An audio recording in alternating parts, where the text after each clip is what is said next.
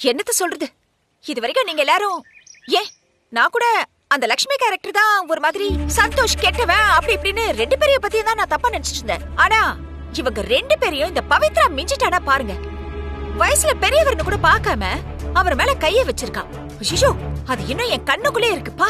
என்ன பிரதீபா, காலையில வரைக்கும் அவதான் நல்லவன், அவளை கொல்ல பார்த்தாங்கன்னு சொன்ன, இப்ப என்னடா பவித்ரா மேல பழி போடுற?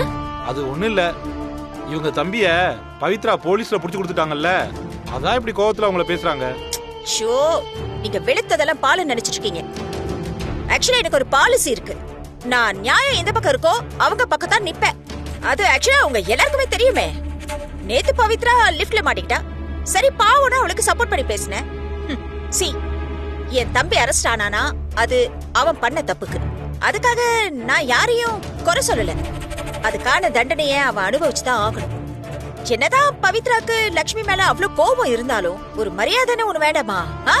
இப்படியா மூர்க்கத்தனமா நடந்துக்குவா? என்ன பொறுத்த வரைக்கும் அந்த லக்ஷ்மியோட குடும்பத்துக்கு அந்த ஓல்ட் மேனுக்கு நியாயம் கிடைச்சாகணும்.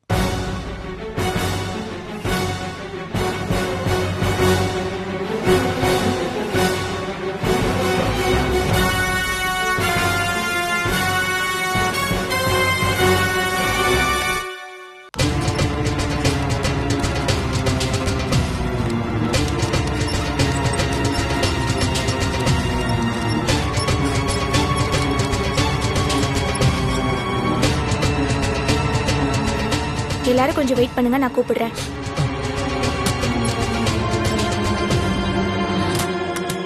குட்டி, என்னடா அது? அதெல்லாம் ஒன்னும் ஆகாதுமா, கவலைப்படாதீங்க.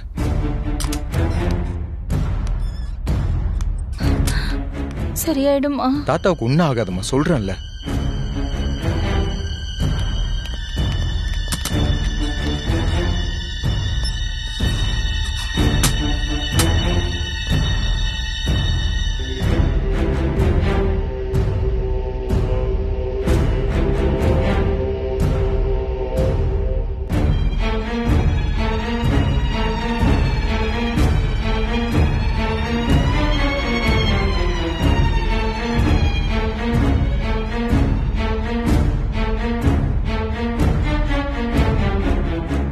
கடவுளே முருகா, அப்பாவை காப்பாத்து. அவர் உடம்புக்கு எந்த பிரச்சனையும் வராம அவரை சீக்கிரமா குணப்படுத்து சாமி. அம்மா, ஒன்னும் பதட்டப்படாதீங்கம்மா. தாத்தாவுக்கு ஒன்னும் ஆகாதுமா. அதான் டாக்டர்லாம் பாத்துக்கிட்டு இருக்காங்கல்ல. வயசான காலத்துல பாவண்டா அவரு வலியை எப்படி தாங்குவாரோ தெரியல.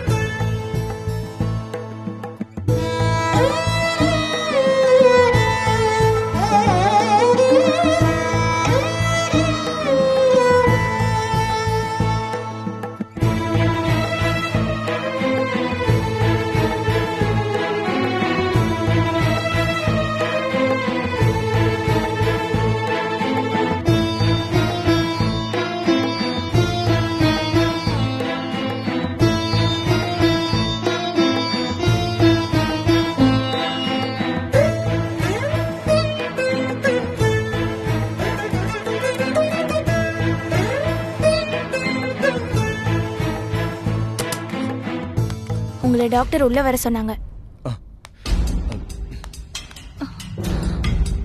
சார், வாங்கம்மா. எப்படி போனோம்? அப்பாக்கு உடம்பு எப்படி இருக்கு டாக்டர்? எதுவும் பிரச்சனை இல்லையே? அவர் கீழே விழுந்ததுல முதுகுல பலமா அடிபட்டிருக்கு. பலத்த அடிபட்டதுனால முதுகெலும்பு உடைஞ்சிருக்கு.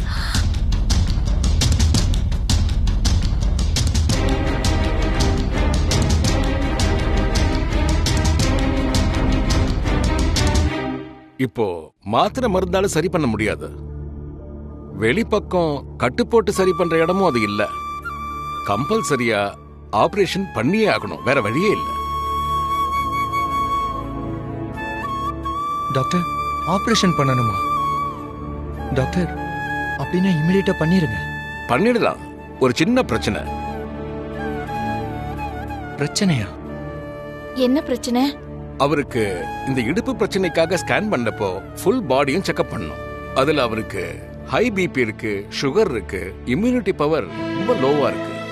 அது மட்டும் இல்ல, சார் நீங்க எதுவா இருந்தாலும் சொல்லுங்க. அவருக்கு ஹார்ட்ல 4 இடத்துல பிளாக் ஆயிருக்கு.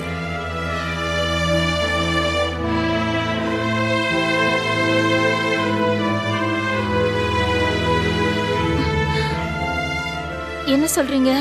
ஆமாமா, பிளாக் இருக்கிறதுனால உடனே ஸ்டட் வைக்கணும். அதனாலதான் சொல்றேன், உடனே ஆபரேஷனுக்கு ரெடி பண்ணணும். என்ன செலவு தான் கொஞ்சம் ஜாஸ்தி ஆகும். ஆ, எவ்வளவு ஆகும் டாக்டர்?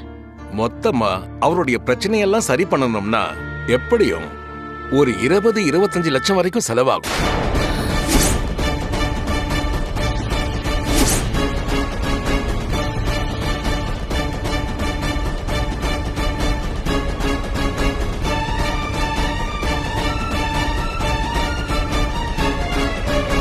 நீங்க மெடிக்கல் இன்சூரன்ஸ் ஏதாவது போட்டு வச்சிருக்கீங்களா? அது இருந்தா கூட கிளைம் பண்ணிக்கலாம். இல்ல டாக்டர், நாங்க இன்சூரன்ஸ்லாம் போடல. என்ன சார், இப்ப இருக்கிற காலகட்டத்துல மெடிக்கல் இன்சூரன்ஸ் போட்டுக்கிறது ரொம்ப நல்லது. அது இந்த மாதிரி இக்கட்டான நேரத்துல ரொம்ப ஹெல்ப்ஃபுல்லா இருக்கும்.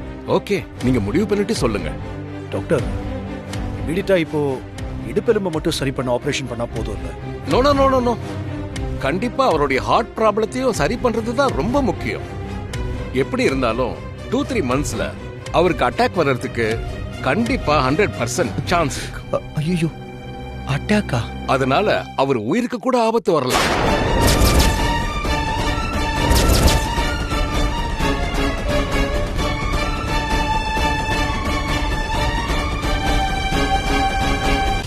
அது மட்டும் இல்லாம முதுகுல ஆபரேஷன் பண்ணி தான் ஆகணும். இல்லன்னா அவரால் எழுந்திருக்க கூட முடியாது. படுத்த படுக்கையா தான் இருப்பார். பணத்தை நீங்க ரெடி பண்ணிட்டு சொல்லுங்க. நாங்க எப்படியாவது பணத்தை ரெடி பண்ணிடுவோம். நீங்க ஆபரேஷன் பண்றதுக்கான வேலையை பாருங்க. சரிங்க, நீங்க பணத்தை ரெடி பண்ணிட்டு வாங்க. அதுக்கான ஸ்பெஷலிஸ்ட் டாக்டர்லாம் நான் வர வைக்கிறேன். டாக்டர், தாத்தாவை கொஞ்சம் பார்க்கலாமா? நாங்க தாராளமா பார்க்கலாம். அவருக்கு வலிக்காம இருக்க ஊசி போட்டிருக்கேன். அவர் ரெஸ்ட் எடுக்கிறாரு, டிஸ்டர்ப் பண்ணாம போய் பாருங்க. சரிங்க டாக்டர், பார்க்கறோம்.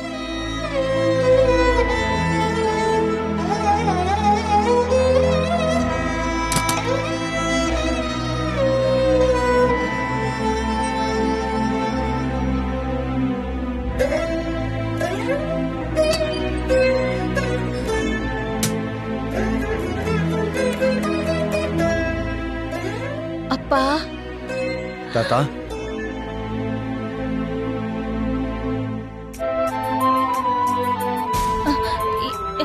இருங்க இருங்க, அவர் ஏதோ பேசணுமா, கொஞ்சம் எடுங்க. தாத்தா. சந்தோஷ், தைரியமா இரு, பயப்படாத, எனக்கு ஒன்னும் ஆகாது.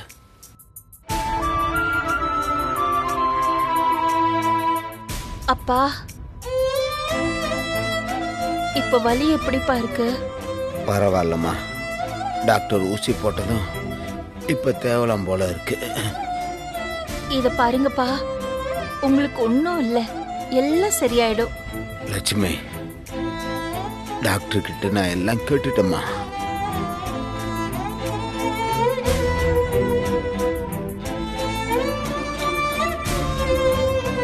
ஹை பிரஷர், சுகர், ஹார்ட்ல 4 இடத்துல பிளாக் இருக்கு, கால் எலும்பு உடைஞ்சிருக்கு. இது எல்லாத்தையும் சரி பண்ணணும்னா நிறைய செலவாகும் மாமா.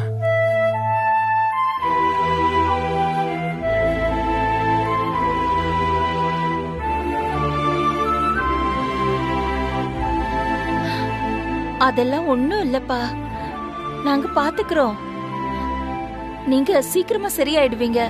அது இல்ல லட்சுமி, எனக்கு தெரியும்.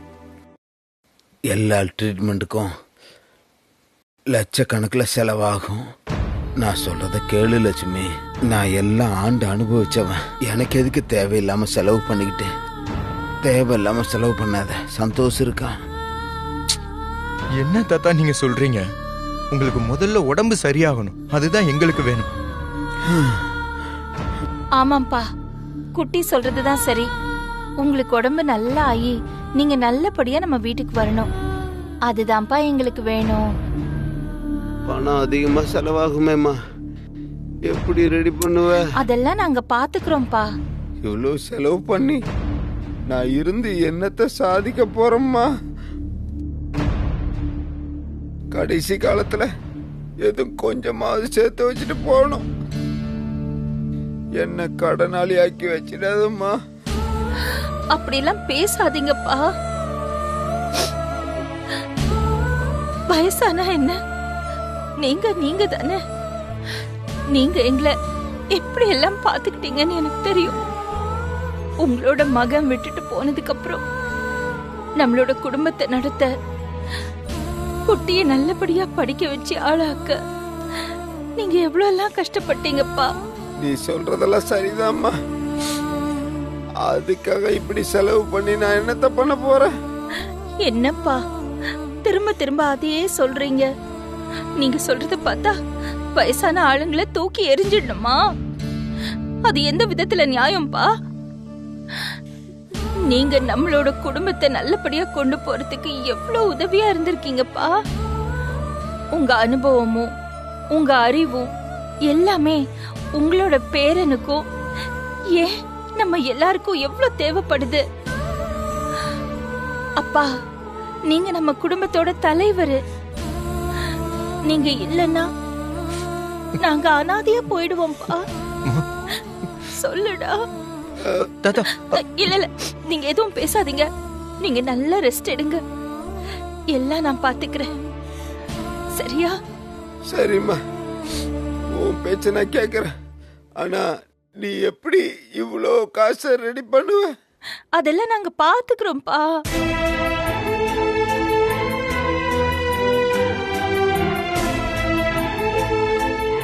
ஆனா ஒண்ணு லட்சுமி, பவித்ரா கிட்டையும் அந்த சமயக்காரன்ட்டையும் காசு வாங்கி அப்படி ஒரு ட்ரீட்மெண்ட் எனக்கு தேவையில்லம்மா.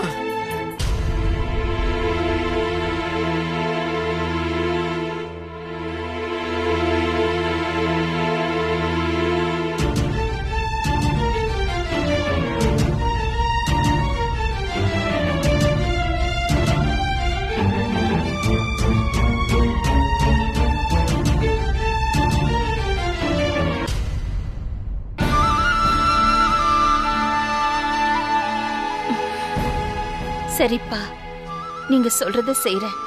நாங்க ஹரி சார் கிட்டயோ இல்ல பவி கிட்டயோ பணத்தை கேட்க மாட்டோம்.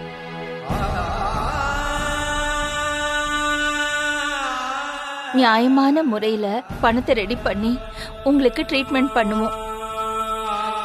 என்ன நம்புறீங்களாப்பா? நான் சொன்னதை தப்பா எடுத்துக்காதம்மா. நல்லா அந்த காலத்து கட்டமா வைராகியமா இருந்து மனசு பழகிடுச்சு, அவ்வளவுதான். அப்படிலாம் இல்லப்பா. நான் உங்களை எப்பவுமே தப்பா நினைக்க மாட்டேன்.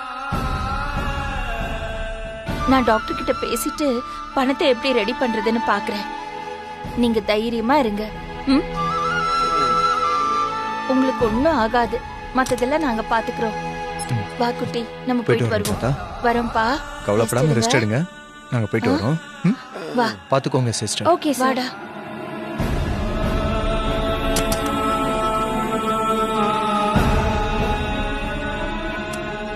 என்ன லட்சுமி மேடம், அவர் வயசானவர், ஏதோ கோவத்துல சொல்றாருன்னா நீங்களும் அவர் சொல்ற மாதிரி நடந்துக்கிறேன்னு சொல்றீங்க? இல்ல ஹரி சார், அப்பா அப்படி சொல்லும்போது நான் ஒன்னும் பண்ண முடியாது. சரி விடுங்க மேடம். நீங்க இப்ப இவ்வளவு பணத்துக்கு எங்க போவீங்க? நான் தரேன், அதை வச்சு ஆபரேஷன் பண்ணுங்க. எதுவா இருந்தாலும் அப்புறம் பாத்துக்கலாம். வேண்டாம் ஹரி சார், அப்பா சொன்னதை நீங்களும் கேட்டுக்கிட்டு தானே இருந்தீங்க. அதுக்கப்புறம் நீங்க இப்படி பேசினா என்ன அர்த்தம்? இந்த விஷயம் நமக்கு தான் தெரிய போகுது. உங்க மாமனார் கிட்ட சொல்ல வேண்டாம், அவ்வளவுதான். இல்ல, நான் சொன்ன வார்த்தையை காப்பாத்தணும். உங்க மேல எனக்கு எந்த வருத்தமும் இல்ல. ஆனா இந்த விஷயத்துல நான் அப்பா சொல்றபடிதான் கேட்க போறேன். என்ன தப்பா எடுத்துக்காதீங்க ஹரி சார். உங்க பணம் எனக்கு வேண்டாம்.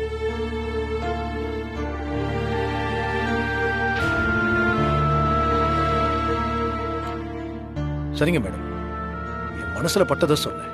அப்புறம் உங்க இஷ்டம். குடும்பமா சேர்ந்து என் தம்பி அவன் மாட்டி விடுறீங்க. இப்ப நீ சிக்கி இருக்கிற இந்த நாட்ல இருந்து மீண்டு அந்த ஓல்ட் மேனை நீங்க எப்படி காப்பாத்த போறேன்னு நானும் பார்க்கத்தானே போறேன்.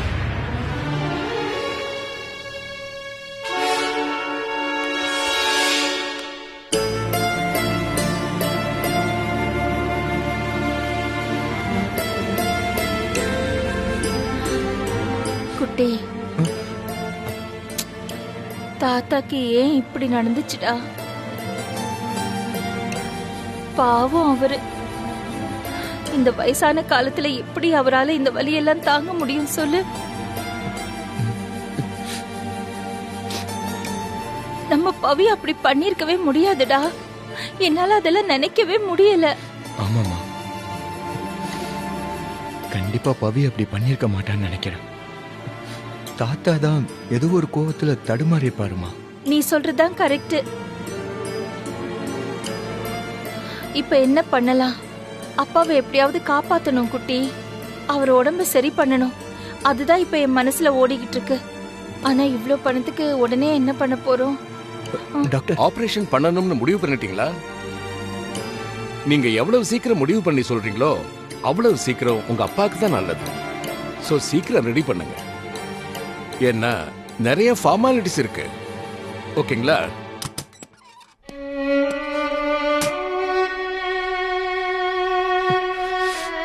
குட்டி, என்னடா டாக்டர் திரும்ப திரும்ப இதையே சொல்லிட்டு இருக்காரு? எனக்கு பயமா இருக்குதுடா. ஆபரேஷனுக்கு தேவையான பணத்தை ரெடி பண்ணணும்னு நினைக்கிறேன்.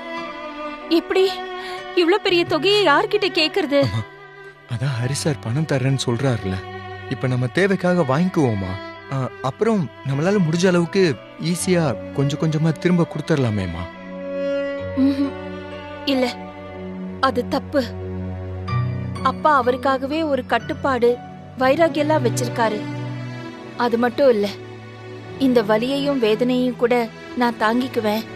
ஆனா ஹரி சார் பவி 2 பேர்கிட்டயும் பணம் வாங்க கூடாதுன்னு கண்டிஷனா சொல்லிட்டாரு. இன்னும் சொல்ல போனா நான் மாட்டேன்னு சொன்னதுக்கு அப்புறம் தான் ஆபரேஷனுக்கே அவர் சம்மதிச்சாரு.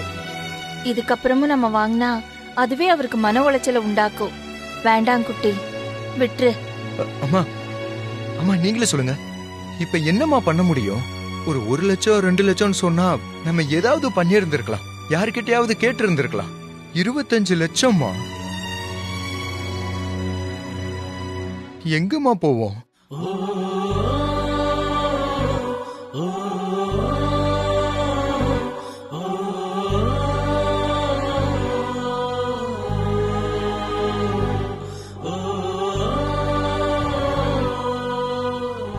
குட்டி, எனக்கு ஒரு யோசனை குட்டி. என்னம்மா? நம்ம வீட்டோட பத்திரத்தை அடமானம் வச்சு ஆபரேஷனுக்கு தேவையான பணத்தை ரெடி பண்ணலாமா? மா, என்னம்மா சொல்றீங்க? வீட்டு பத்திரத்தையா? ஐயோ, அதெல்லாம் வேணாமா. இப்போதைக்கு நமக்கு இருக்கிற ஒரே வாய்ப்பு இது மட்டும்தான். முடிஞ்ச வரைக்கும் நானும் யோசனை பண்ணி பார்த்தேன். எனக்கு வேற எதுவும் தோணல. அந்த வீட்டை வாங்குறதுக்காக தாத்தாவும் நீங்களும் நான் எவ்வளவு கஷ்டப்பட்டிருக்கோமா. இப்ப திடீர்னு அந்த வீட்டை அடமானம் வைக்கணும்னு சொல்லும் போது எனக்கு அது சரியா இருக்கும்னு தோணலமா. அடமானம் தானடா வைக்க சொல்றேன், வீட்டை விக்க சொல்லலையே. எனக்கு மட்டும் வருத்தம் இல்லையா? அப்பாவோட உயிர் நமக்கு முக்கியம்டா.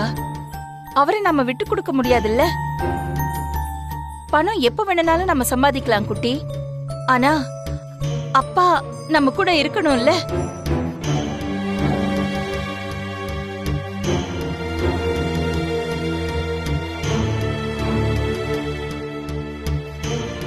என்னடா எதுவும் சொல்ல மாட்டேங்கிற? உன்னி சார் இருக்கார்ல, அவர் ஏதோ பத்திரத்தை வச்சு பணத்தை அரேஞ்ச் பண்ண முடியும்னு சொல்லிட்டு இருந்தாரு. நம்ம வெளியில போயிட்டு அதிக வட்டிக்கு வாங்கி மாட்டிக்காம இந்த பத்திரத்தை அவர்கிட்ட காமிச்சு அவரால ஏதாவது ஏற்பாடு பண்ண முடியுமான்னு கேட்போமா? சரிம்மா, நீங்க இவ்வளவு சொன்னதுக்கு அப்புறம் நான் என்னமா பண்ண முடியும்? தாத்தா நல்லபடியா வரணும். அதுக்காக நம்ம என்ன வேணாலும் பண்ணலாமா? கவலைப்படாதீங்கம்மா. சரி, அப்ப வா, நம்ம உன்னி சாரை பார்த்து கேட்டுட்டு வந்துருவோம். வா.